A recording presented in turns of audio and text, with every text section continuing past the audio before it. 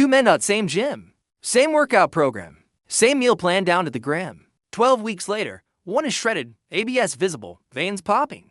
The other barely lost 5 pounds and looks exactly the same. This isn't about discipline. It's not about genetics. And it's definitely not fair. But once you understand the 3 biological variables I'm about to show you, you'll know exactly why this happens and how to fix it if you rate the guy who has been stuck. You've seen this guy at your gym. He shows up 3 times a week, doesn't seem to try that hard, eats pizza on weekends, and somehow stays lean year-round. Meanwhile, you're tracking every macro, hitting 10,000 steps daily, sleeping 8 hours, doing everything the fitness influencers tell you to do, and your body refuses to change. You start wondering, what am I doing wrong?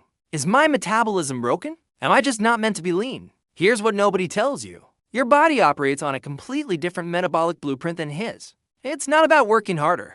It's about understanding your specific biological wiring and working with it instead of against it. Stanford researchers tracked 100 men following identical exercise and nutrition protocols for 16 weeks. The results: some men lost up to 30 pounds, others lost less than 3. Same program, wildly different outcomes. The difference wasn't effort. It was 3 measurable biological factors that determine your fat-burning capacity. A study published in the Journal of Clinical Investigation identified what they call metabolic responders versus metabolic non-responders. They weren't cheating. Their bodies were biologically wired to resist fat loss under standard protocols. But here's the critical discovery. When researchers adjusted the protocols based on individual metabolic profiles, the non-responders started losing fat at nearly the same rate as responders. 3 variables control this: testosterone to cortisol ratio, insulin sensitivity spectrum, and NEAT baseline. When you understand where you fall on each spectrum, you stop fighting your biology and start leveraging it. In the next few minutes, I'm going to show you exactly how to identify your metabolic profile and adjust your approach accordingly. No guessing, no generic advice, just your specific biology mapped to your specific strategy. Let me introduce you to 2 guys I train simultaneously. Mike, 32 years old, works in tech, sits for 12 hours daily, high-stress job, sleeps 6 hours per night, has a bit of a belly, always feels tired. James, 34 years old, construction worker, on his feet all day, lower stress, sleeps 7 to 8 hours, similar starting body fat percentage as Mike. I put them on the exact same program for training sessions per week, 2,200 calories, 40% protein, 35% carbs, 25% fat. 12 weeks later, James lost 18 pounds, visible abs, energy through the roof. Mike lost 4 pounds, still had the belly, felt exhausted all the time. Mike was furious. He asked me, am I broken? Did I waste 3 months? The answer was no. Mike wasn't broken. He was just following a protocol designed for James's metabolic profile, not his own. First variable, your testosterone to cortisol ratio. Think of testosterone and cortisol like the gas pedal and brake pedal in your metabolic car. Testosterone is the gas that builds muscle, burns fat, gives you energy, drives fat oxidation. Cortisol is the brake that stores fat, breaks down muscle, kills your energy, jams fat-burning processes. Most men's bodies are constantly riding both pedals at the same time. You're pressing the gas trying to burn fat, but the brake is engaged stopping everything. Research from the University of North Carolina showed men with testosterone to cortisol ratios below 10 to 1 lose 70% less fat on identical programs, compared to men with ratios above 15 to 1. Here's the analogy that makes this click. Imagine 2 identical cars on a drag strip. Both have the same engine, same fuel, same driver pushing the pedal exactly the same way. But one car has the parking brake engaged halfway. Same effort, completely different results. That's what happens when your cortisol is chronically elevated. You can eat perfectly, train hard, do everything right, but your metabolic parking brake is stuck on. Mike's problem wasn't effort. His job had him sitting in back-to-back meetings for 12 hours, constant deadline pressure. Sleeping 6 hours, cortisol through the roof. His testosterone was normal, but his cortisol was so high his ratio was 8 to 1. Every workout and diet effort was fighting against a massive biological break. James worked construction, physical job, moderate stress, better sleep. His ratio was 16 to 1. His body was primed to burn fat. Mike's body was primed to store it. Here's how to optimize your ratio if you're Mike. Priority 1, sleep minimum 7 hours nightly. 1 week of 6-hour nights drops testosterone 15% and spikes cortisol 40% according to University of Chicago research. You just destroyed your ratio for the entire week with bad sleep. Priority 2, reduce training volume if stress is high. If you have a high-stress job and you're doing 6 intense workouts per week, you're just pouring gasoline on your cortisol fire. Mike was training 5 days per week at high intensity thinking more is better. I dropped him to 3 sessions, 45 minutes each, focused on heavy compounds. His cortisol dropped, his ratio improved, fat started coming off. Priority 3. Strategic carb timing around workouts. Cortisol and insulin have an inverse relationship. Spiking insulin post-workout through fast digesting carbs suppresses cortisol immediately. 40 to 60 grams of carbs within 30 minutes post-training acts like a cortisol fire extinguisher. If you've been stuck and training hard with high life stress, drop a comment saying parking brake right now, because that's exactly what's happening to you. Second variable, where you fall on the insulin sensitivity spectrum. Insulin sensitivity isn't binary. You're not either sensitive or resistant. You exist somewhere on a spectrum from highly sensitive to highly resistant. And your position on that spectrum completely changes how your body processes food. Think of insulin like a key that unlocks your cells to let nutrients in. If you're highly insulin sensitive, the key turns smoothly. Nutrients get partitioned efficiently, carbs go to muscle glycogen, protein goes to muscle repair. Minimal fat storage. If you're insulin resistant, the key barely turns, nutrients pile up in your bloodstream. Your body panics and shoves everything into fat cells just to get it out of circulation. Here's the analogy. Imagine 2 houses with 2 different door locks. House 1 is a brand new lock, smooth, easy, key turns instantly, door opens. Packages get delivered efficiently. House has a rusted, jammed lock, you're jiggling the key, forcing it. Packages are piling up on the porch, creating chaos.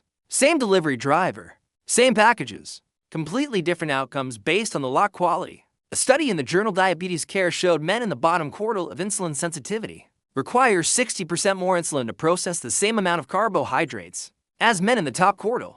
James was highly insulin sensitive. He could eat 100 grams of carbs, his body processed them efficiently, shuttled them to muscles, used them for energy, minimal fat storage. Mike was moderately insulin resistant from years of sitting, high stress, poor sleep, inconsistent eating patterns. He ate the same 100 grams of carbs, his body couldn't process them efficiently. They spilled over into fat storage despite being in a caloric deficit. Same calories, same macros, completely different results because their insulin sensitivity was on opposite ends of the spectrum. Here's how Mike improved his insulin sensitivity in 8 weeks. Protocol 1. Strength training prioritizing muscle mass. Muscle tissue is the primary glucose disposal site. The more muscle you have, the more places glucose can go instead of fat cells. McMaster University research showed 8 weeks of resistance training improved insulin sensitivity, 35% independent of weight loss. Protocol 2. Carb cycling based on activity.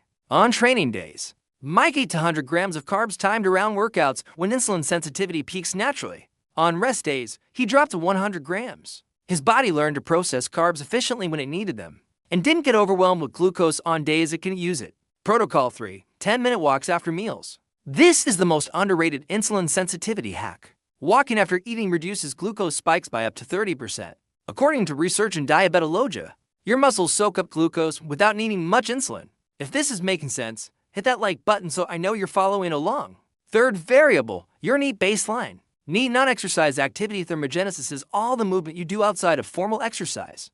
Fidgeting, pacing, taking stairs, standing instead of sitting, unconscious movements throughout the day. Here, as what shocked researchers, NEAT can vary by up to 2,000 calories per day between individuals doing the same formal exercise and the same job. 2,000 calories. That's the difference between aggressive fat loss and no fat loss at all. It has nothing to do with your workouts. Mayo Clinic researchers studied office workers with identical jobs, identical formal exercise routines, and found naturally lean individuals burned up to 2,000 more calories daily. Through NEAT alone, they weren't trying.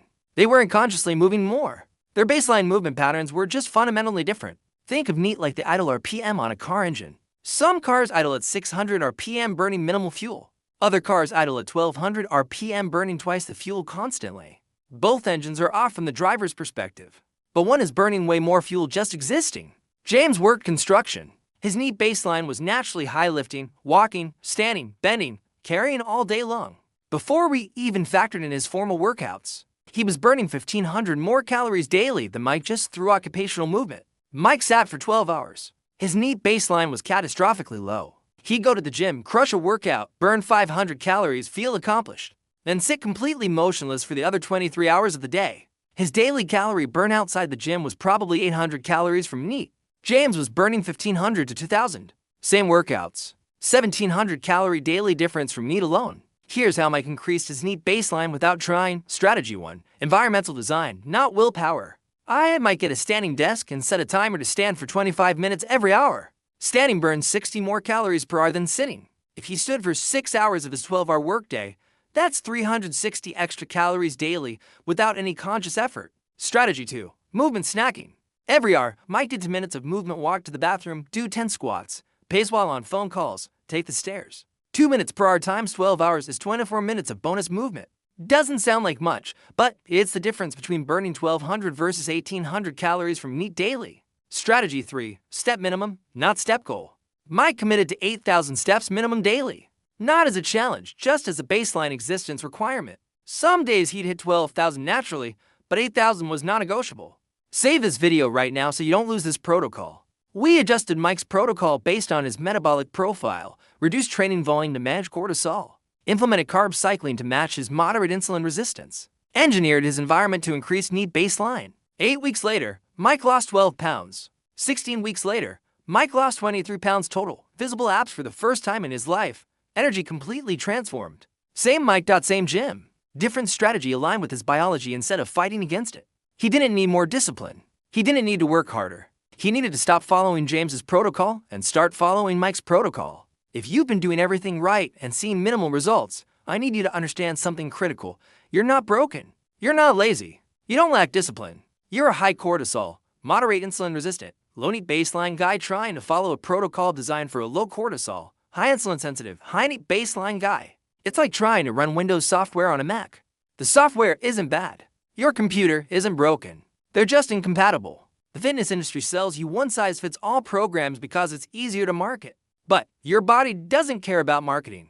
It cares about biological reality. Here's how to identify your metabolic profile right now. Question 1. Do you have a high-stress job or life situation? If yes, you're likely dealing with elevated cortisol. Priority is reducing training volume and improving sleep. Question 2. Can you eat carbs without feeling tired or bloated immediately after? If no, you're likely moderately insulin resistant. Priority is strength training and carb timing. Question 3. Do you naturally fidget, pace, or move throughout the day?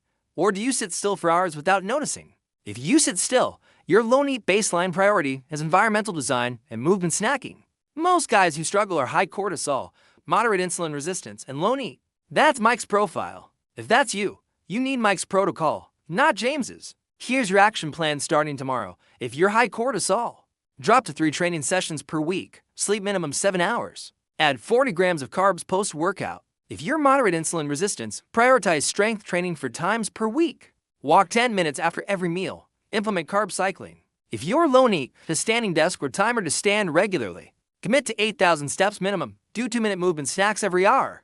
Do this for 8 weeks. Track your progress. Your body will start responding because you're finally working with your biology instead of against it. Subscribe if you want more individualized protocols like this, because I'm breaking down different metabolic profiles every week. And send this to a guy you know who has been grinding in the gym with nothing to show for it. He needs to understand his metabolic profile. Comment which profile you are: high cortisol, insulin resistant, or low NEAT. I'll pin the top comment with specific starting points for each profile. You're not broken. You just didn't know your metabolic blueprint. Now you do.